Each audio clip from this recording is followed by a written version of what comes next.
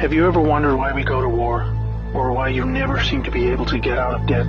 Why there is poverty, division, and crime? What if I told you there was a reason for it all?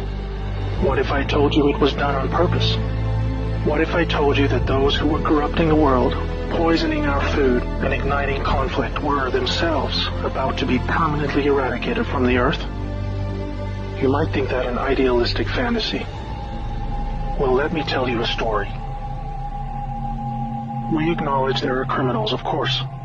They rob your house, they steal your phone. They can murder you too if they think they can get away with it. We have all experienced criminals in one way or another. Criminals, as we know, are those who choose personal gain over the rights of others and have no regard for the law. But here is where you need to expand your thinking. Criminals can also succeed in business and politics, and can be elected as our leaders. If a criminal became the president, imagine what they could achieve. They could use the full weight of their executive power to commit much larger crimes and ensure they and their friends were enriched to the fullest extent possible. A criminal president could create alliances with other criminal presidents and then collaborate on more global criminal activities. Anything goes. Drug running, human trafficking, whatever makes the big bucks. The 20th century was turbulent with war, economic disaster, famines, and displacement.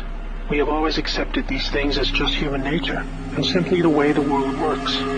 Something inevitable, and due to the weaknesses of human nature that drive us to these actions. This is where we were all tragically wrong. You are not a criminal. I'm not a criminal. So how can we just assume that it is human nature that is driving all this pain and misery?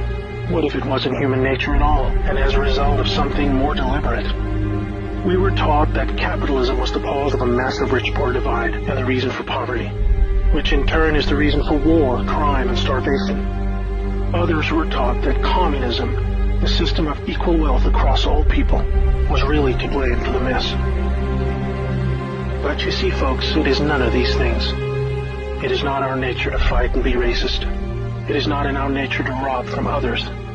What you must learn is that it was the criminals all along. Yes, they got power. More power than a criminal should ever have. They rose to the top of media companies that control our news and entertainment. They ascended to the top of the banking system, also to the Oval Office, to Brussels, to the Vatican, to the Crown. They crept in quietly. They became leaders of agricultural companies who have control over our food supply. Also big pharmaceutical companies, the ones we trust to help us when we're sick. Nobody stopped them, and they just recruited more criminals to help them. First, they accumulated the world's wealth. They invented a system of money called central banking, which lends money to governments with interest, placing countries into eternal debt. People's wealth got less. Their wealth got more. Much more. When a criminal is already as rich as they can get, then protecting their ill-gotten gains becomes the priority. Angry citizens tired of being poor are a major obstacle and can revolt if they suffer enough. The criminals needed to prevent this. So they diverted attention to the last remaining competitor, the people of the world. You and me. We were not happy being ruled by criminals and having to work 3 jobs just to survive. They know we won't accept it. So they use their control of the media to set black against white, woman against man, young against old, Muslim against Christian. They convinced us we were the problem so that we would fight and destroy ourselves. To get it done faster, they attacked all aspects of humanity that make us strong. Like family, using their influence over culture, they popularized lifestyle choices that led to a surge in broken homes, lost youth, and substance abuse. I could talk all day about how else they deliberately weakened us, and it would turn your stomach. We were just trying to get on with living. So where are all the good guys? Good people just want to get married, have kids, make a living, and enjoy their liberty. Well, there were good guys. Many. One became the President of the United States in January 1961. He knew about these criminals and wanted them gone. He knew their intentions for us all, and he wanted to fight them. Sadly, he had no idea how powerful they had become. Reagan also had good intentions for the American people. He knew this criminal mafia controlled almost everything by this stage, including the powerful rogue intelligence agencies. His economic policies were promising, but the criminals needed a weak America to hold on to their power. Reagan was shown with a bullet that a growing U.S. economy and prosperous citizens were not what the criminals wanted. It was looking pretty grim for good people. Every time someone wanted to stand up and do the right thing, they got stopped. Were we ever to be freed? These criminals are also known as the Deep State, or Cabal, because of how they control things behind the scenes. Every president after Reagan was one of these Deep State criminals, and their empire got even stronger. With each bad president came new depths America and the world would sink. The world collapsed into darkness. Do you need me to tell you how? Destroyed factories, declining job numbers, sicker people, opioids, destruction of Iraq, Syria, and Yemen with pointless war, displacement of people into Europe, ISIS, terrorism, collapsed governments, poverty, and genocide. Total misery. Do you think that was inevitable? Hell no. Well, here's where things start to take a new turn. When the full picture comes to be known, it will forever be regarded as the greatest story ever told. Well, here is the top line. Some good people still held positions of power. They valued humanity and the rule of law. While the criminals discussed their game plan at the annual Bilderberg meetings, the good guys were making plans of their own. The information age was coming to change history forever. As the internet flooded into every home and appliances became smarter, and when people started carrying tracking devices, an opportunity to put an end to criminal control over the world was emerging. We became connected, trackable, and surveilled. But so did they. They became dependent, just like we did, on email, SMS, instant communication. It made crime much easier, but it also put them on a grid that, if accessed by the right people, would expose their crimes to the public and end their iron grip on us once and for all. In this new age of information, it was thought that the military should also have its own intelligence agency to focus on cybercrime and espionage. They called this the NSA, the National Security Agency. Here we had every phone call, email, and text from every device stored and archived. Whether it be someone making a doctor's appointment or the Deep State setting up a massive heroin purchase from the Taliban. In the right hands, it would be enough information to expose the entire sinister criminal plot to rob us blind and wipe us out. Hold that thought. Now I need to explain the plan. The good guys were devising a plan to reclaim the world from the cabal and return it to the people. It would involve alliances with multiple countries, since the criminals had global rat lines, trade, and other infrastructure in place that would need their cooperation. It came down to two choices for America: launch a military coup to seize the government from whichever cabal puppet was in the White House at the time, or win legitimately, take control of the NSA, expose the criminals for what they are, and arrest them all. Obviously, the first option would be very troubling for the public.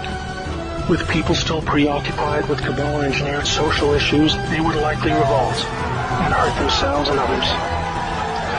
No, it would have to be the latter. So they needed a candidate who could win, and who could win big. Many states like California had been so heavily inundated by criminals that even the voting machines were electronically set up to swing votes any which way. It would need to be a very decisive victory. Good patriots in the U.S. military and their global partners asked Trump to run for president so they could take back control of America legitimately without alarming the public. Trump was a good choice, obviously, because he overcame the voter fraud and won. But he was a patriot, and he was loved and admired by the public. He was not interested in joining the cabal because they hated America, and he did not agree with them on that point. As soon as he showed interest in taking power, they activated their media assets to viciously turn on him. That's when we saw the sudden hatred emerge.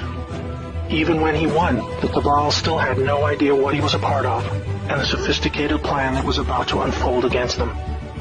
Shocked at their loss, they mobilized their full arsenal of intelligence, media, money, and technology to try and take back power. Their people at the top of the DOJ and FBI then put together a plan to frame Trump and have him impeached. This is where we come back to the NSA again. All messages were stored and could be used to expose this plot and prevent Trump's overthrow. An entire book will be written about the first 2 years of Trump's presidency: false flag terror attacks, down planes, missile alerts, assassination attempts. Here is the point. The world is currently experiencing a dramatic covert war of biblical proportions. Literally the fight for Earth between the forces of good and evil. I can't put it in simpler terms, but I can say it appears the good guys are winning. The cabal had complete control over North Korea. They hijacked the Kim dynasty, took them hostage, and worked to build up a nuclear arsenal to threaten the world. Kim Jong-un suddenly embracing peace was simply because the deep state were beaten and driven out. ISIS was also destroyed in the year following Trump's win. We are all starting to see the pattern now, that enough time has passed, that our biggest global concerns are starting to recede, and peace is returning. It is all evidence that the good guys are winning the war. But we are still in the middle. While a lot is improving, it still puzzles many that most of these known criminals are still free, especially the higher-ups like Hillary Clinton, the Bushes, and Obama. That is coming in the next chapter of the story. That's why we have Q. The good guys with control over the NSA began the Q intelligence dissemination program to invoke an online grassroots movement that came to be called the Great Awakening. It started on underground internet channels and then moved to the mainstream.